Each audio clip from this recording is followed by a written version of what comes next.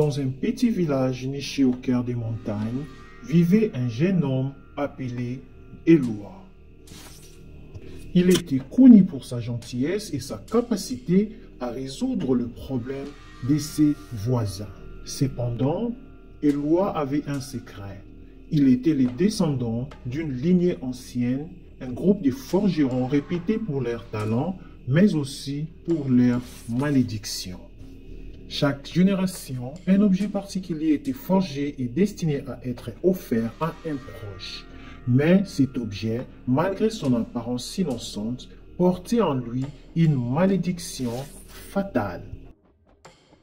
Un jour, à l'occasion de son 25e anniversaire, Éloi reçut un étrange colis. À l'intérieur, il trouva un pendif en argent finement ciselé. La légende disait que ce pendif apportait la prospérité et la protection. Éloi, ignorant son héritage, décida de l'offrir à sa sœur, Lila, en signe d'amour et de gratitude. Lila, rayonnante, accepta les cadeaux avec un sourire, sans se douter du poids qu'il portait. Le lendemain, des événements étranges commencèrent à se produire. Un vent mystérieux soufflait sans raison apparente. Des ombres dansaient sur le mur de leur maison. Lila, qui avait toujours été joyeuse, devint de plus en plus distante et agitée. Chaque nuit, elle entendait des murmures effrayants et voyait des visages inconnus se refléter dans les miroirs. Éloi, inquiet, chercha des réponses et découvrit l'histoire du pendif. Il apprit que chaque objet forgé par sa famille devait être donné à quelqu'un qui, par son innocence, pourrait l'apprivoiser et briser la malédiction. Mais si l'objet était offert sans soin, il entraînait la malédiction à son destinataire. Lila, malheureusement, était trop pure pour comprendre la puissance cachée du pendif et la malédiction s'était éveillée en elle. Elle se trouva progressivement possédée par une entité ancienne, une force maléfique qui nourrissait ses peurs et ses angoisses.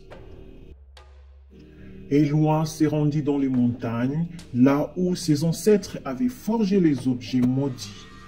Après plusieurs jours de quête, il trouva un ancien forgeron, dernier survivant de sa lignée, qui lui expliqua que seule une action sacrificielle pourrait libérer Lila. Le porteur du pendif devait abandonner quelque chose de précieux, un sacrifice d'une valeur égale à la douleur causée par la malédiction.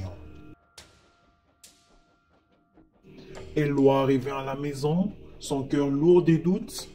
Il savait que les sacrifices demanderaient bien plus que ce qu'il imaginait.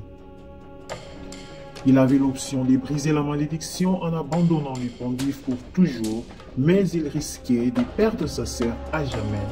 Ou bien, il pourrait garder les pendifs et vivre avec la malédiction, la laissant se propager jusqu'à ce que le mal engloutisse tous les villages. Dans un ultime acte d'amour fraternel, Éloi choisit de sacrifier son lien avec Lila, d'abandonner son amour pour elle pour libérer son âme.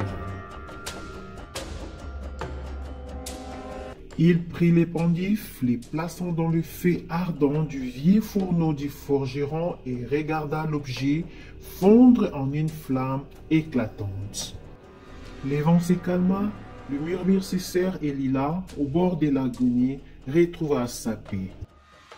Cependant, en brisant les pendifs, Éloi savait qu'il perdait sa sœur pour toujours, dans une forme plus tragique encore. Lila ne se souvenait plus de lui. Elle était libre de la malédiction, mais son esprit était vide des souvenirs partagés avec son frère. Elle ne reconnaissait plus celui qui l'avait sauvée. Éloi retourna dans son village, portant en lui la douleur du sacrifice qu'il avait fait. Les cadeaux bien qu'offerts avec amour avaient un prix fatal. Il avait sauvé sa sœur, mais à quel prix?